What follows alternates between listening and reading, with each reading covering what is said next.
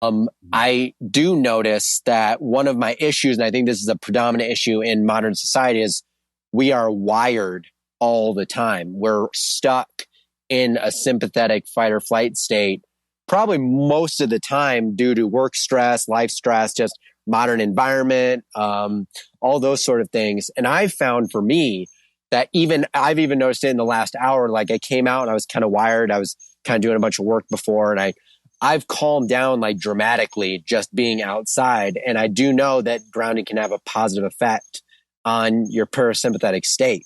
And so I'd love to know like some more, maybe like more in-depth knowledge about how it affects your nervous system, because that's sort of like what my background is all in. It's like nervous system stuff. And the people that approach me are all interested in that. So I know it can have like a profound effect over long periods of time. Yeah. So where grounding comes into that is in the autonomic nervous system, which I'm sure you're very much familiar with, which is split up into the sympathetic nervous system, the parasympathetic nervous system. So how do we figure out if grounding is impacting the balance between parasympathetic and sympathetic? And really quick, people that are listening, sympathetic is your kind of your fight or flight. Your parasympathetic is your, what do they say? Rest and digest. And these are involuntary functions that the autonomic nervous system kind of has control over.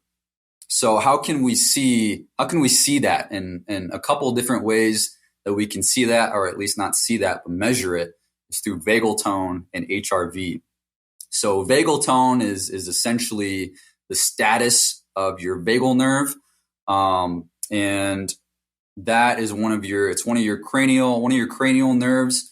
And how do you assess vagal tone? A big way is through HRV, which is heart rate variability, which is something that a lot of people track, but they might not know like fully what that entails. So heart rate variability it's kind of like the name sounds.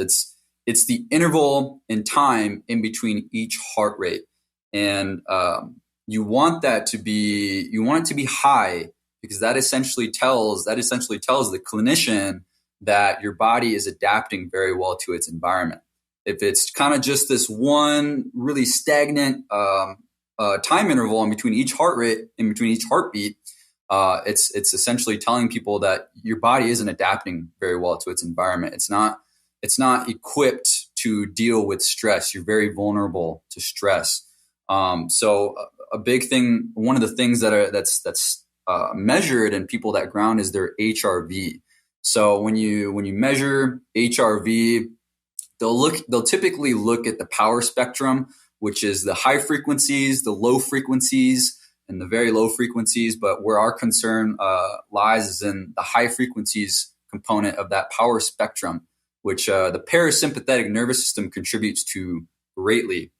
So, and it's been found that people, so like control versus ground, there's a 60% increase in those high frequencies in people that ground versus like a 30% increase in the control.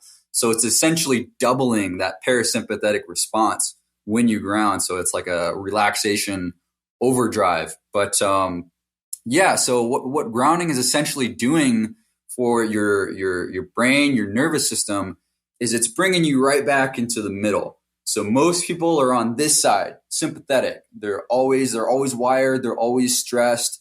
Cortisol is a big part of that. And I talked about this a few days ago. So groundings, it's not going to take you in one specific direction. It's not going to take you like just towards sympathetic. It's going to take you towards the middle, because you don't want to be just on one side. So if grounding is going to attenuate or augment something, it's because that something was out of whack. And so the whole grounding's not enhancing anything. It's just bringing you back to a state of default, a state of normal.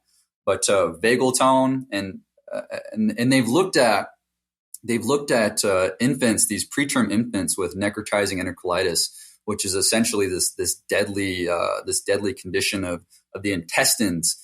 And these infants, they're in an environment there's a lot of electrical equipment. There's a lot of EMFs that they're exposed to.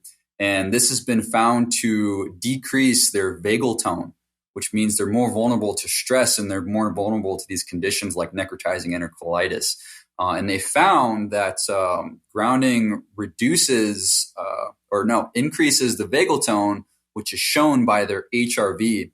And not only that, they found an inverse relationship between the induced body voltage on your body that's measurable and vagal tone. So as body voltage goes down, vagal tone goes up. So essentially, you're going into a state of vagal healing, because when people think of vagal tone and stimulating the vagal nerve, they think anti-inflammatory, which is that's very much what's happening. So really, really cool stuff as far as the brain goes. Yeah, that's awesome. I know probably both Ryan and I used to track our HRV pretty regularly. I might throw the old Oura ring back. I found mine and it does not fit my finger anymore. I have to get like a new one. Yeah, I got fat fingers. Dude, now? I did though. I've gained I think since a year ago, like 10 pounds or something, which is good. But still. Nice. It's that's good. It's so frustrating because I got to get a whole new one to track this thing.